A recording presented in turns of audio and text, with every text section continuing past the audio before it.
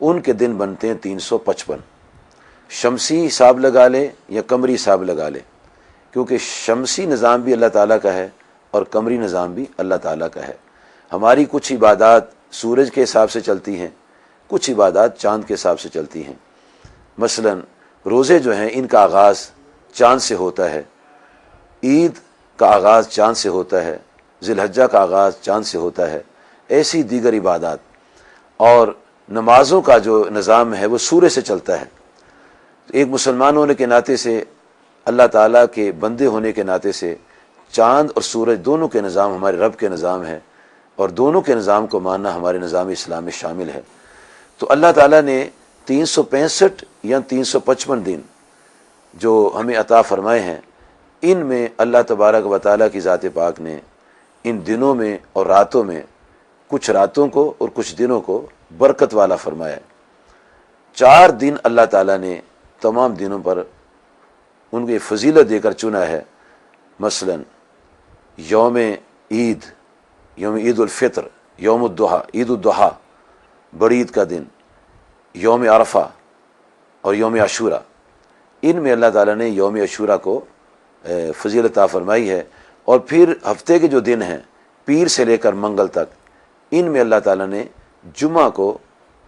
سید الایام نبی صلی اللہ علیہ وسلم کی زبان مبارک سے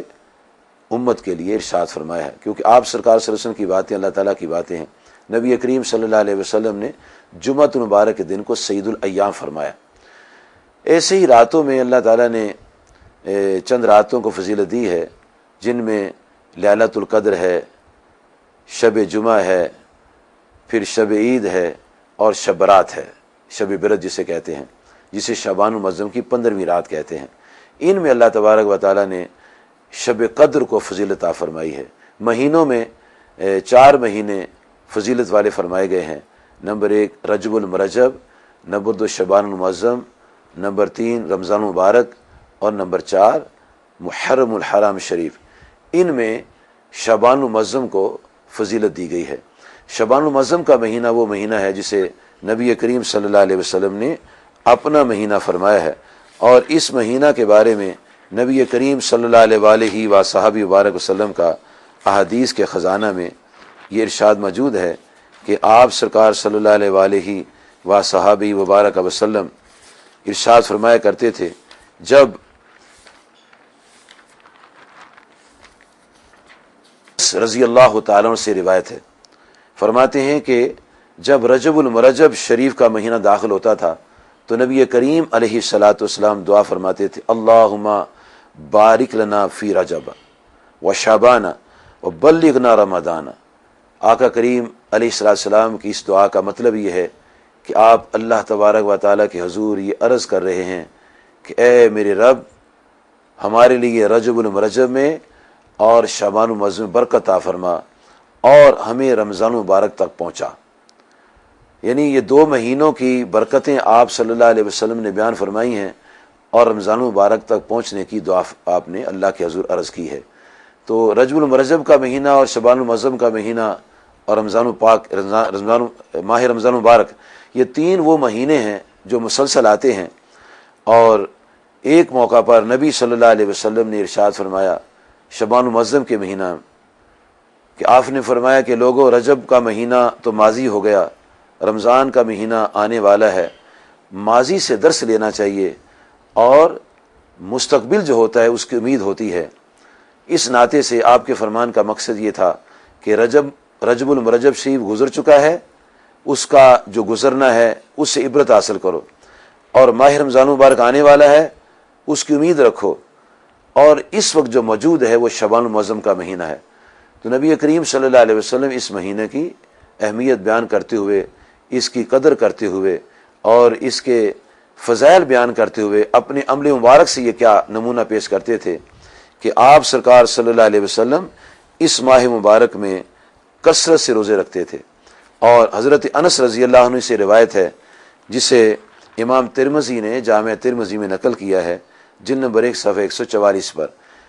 علامہ منذری علیہ رحمہ نے الترغیب والترہیب میں نقل کیا ہے، جلد نمبر 2 صفحہ 117، اور علامہ بغوی نے شرح سنہ میں لکھا ہے، جلد نمبر 2 صفحہ 512 پر، کہ آقا کریم صلی اللہ علیہ وسلم سے پوچھا گیا ایو صوم افضل بعد رمضان، کہ یا رسول اللہ صلی اللہ علیہ وسلم رمضان مبارک کے بعد سب سے افضل روزے کس مہینہ کے ہیں؟ قال شعبان، تو آپ سرکار صلی اللہ علیہ وسلم نے فرمایا شعبان المعظم کے روزے رمضان مبارک کے بعد سب سے عظمت والے اور افضل روزے ہیں، اور یہ روزے ہیں لتعظیم رمضان، یہ رمضان مبارک کی تعظیم روزے رکھے جاتے ہیں۔ آقا کریم صلی اللہ علیہ وسلم شعبان المعظم کے پورے مہینے کے روزے رکھتے تھے، یہاں تک کہ رمضان مبارک اور شعبان المعظم کو ملا دیا کرتے تھے۔ حضرت اسامہ بن زید رضی اللہ تعالیٰ عنہ سے روایت ہے کہ نبی کریم صلی اللہ علیہ وسلم شعبان المعظم کے مہینہ کے روزے دوسرے مہینوں کے مقابلے میں زیادہ رکھتے تھے، کیونکہ دوسرے مہینوں میں رسول کریم صلی اللہ علیہ وسلم یا پیر اور جمعرات کا روزہ رکھتے تھے یا ایام 20 کے روزے رکھتے تھے، چاند کی 13، 14 اور 15 تاریخ کو، لیکن شعبان المعظم کے پورے مہینے کے آپ روزے رکھتے تھے، اور آپ نے فرمایا یہ وہ مہینہ ہے جس سے لوگ غافل ہیں، وذاک شہر یغفل الناس عنہ، لوگ اس مہینے سے غافل ہیں، یہ بین رجب و رمضان، یہ رجب اور رمضان مبارک کے درمیان کا مہینہ ہے، اور آپ صلی اللہ علیہ وسلم فرمایا وہو شہر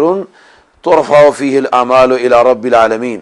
اس مہینہ میں رب العالمین کی بارگاہ میں لوگوں کے اعمال اٹھائے جاتے ہیں، تو آپ نے فرمایا وحب ان یرفع عملی وانا صائم، آپ فرماتے میں اس بات کو پسند کرتا ہوں کہ جب میرے اعمال اٹھائے جائیں تو میں اس وقت روزے سے ہوں۔ تو کریم آقا علیہ السلام سب سے زیادہ اس مہینے میں روزے رکھا کرتے تھے، اور ایک اور روایت میں آتا ہے کہ آقا کریم صلی اللہ علیہ وسلم نے فرمایا کہ اس مہینہ میں ایک رات ہے جو شعبان المعظم کی 15ویں رات ہے، اس مہینہ میں اللہ تبارک و تعالیٰ کی ذات پاک یہ فیصلہ فرماتا ہے کہ کس نے اس دنیا میں رہنا ہے اور کس نے دنیا سے جانا ہے، اور قرآن پاک کی سورۃ الدخان کی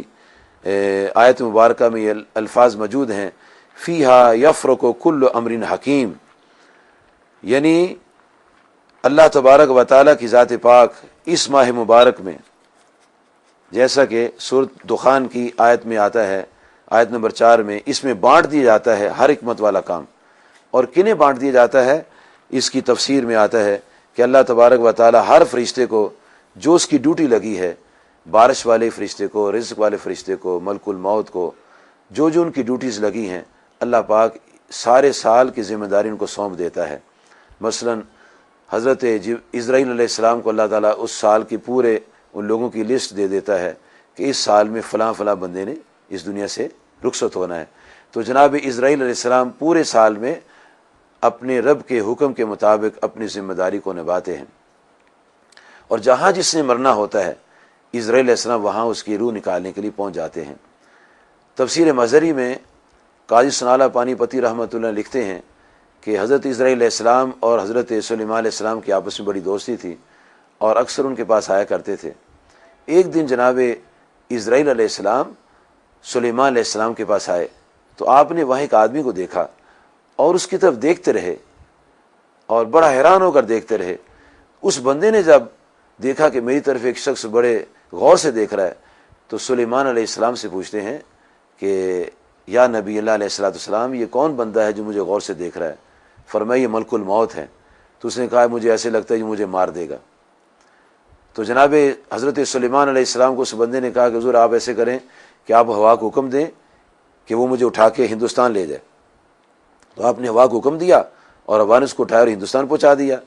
اچھا، جناب سلیمان علیہ السلام کو حضرت اسرائیل علیہ السلام کہتے ہیں میں بھی حیران تھا کہ اس کی روح تو ہندوستان میں نکالنی، میں نے یہاں بیٹھا ہوا ہے، تو اللہ تعالیٰ نے اپنے حکم سے سارا نظام چلایا ہوا ہے، تو جناب اسرائیل علیہ السلام نے پھر وہاں اس کی روح کو قبض کر لیا۔ تو ایسے ہی جہاں جہاں کسی کی روح قبض کرنی ہے حضرت اسرائیل علیہ السلام کو اللہ تبارک و ذمہ داری سونپ دی ہوتی ہے، تو اس حساب سے اپنا نظام چلاتے ہیں۔ اسی طرح حدیث شریف میں آتا ہے کہ بعض لوگ حج کی تیاری کر رہے ہوتے ہیں، لیکن اس رات ان کا نام مرنے والوں میں لکھ دیا جاتا ہے۔ بعض لوگ نکاح کی تیاری کر رہے ہوتے ہیں، بعض لوگ مکان بنا رہے ہوتے ہیں اور وہاں جانے کی تیاری کر رہے ہوتے ہیں، لیکن ان کا نام اس رات مرنے والوں کی فہرست میں لکھ دیا جاتا ہے۔ یہ وہ رات ہے جس کی فیوز و برکات میں نبی کریم صلی اللہ علیہ وآلہ وآصحابہ مبارک وسلم کا ارشاد مبارک ہے کہ اللہ تبارک و تعالی بنی کلب کی بکریوں کے بالوں کی تعداد کے برابر انسانوں کی بخشش فرماتا ہے۔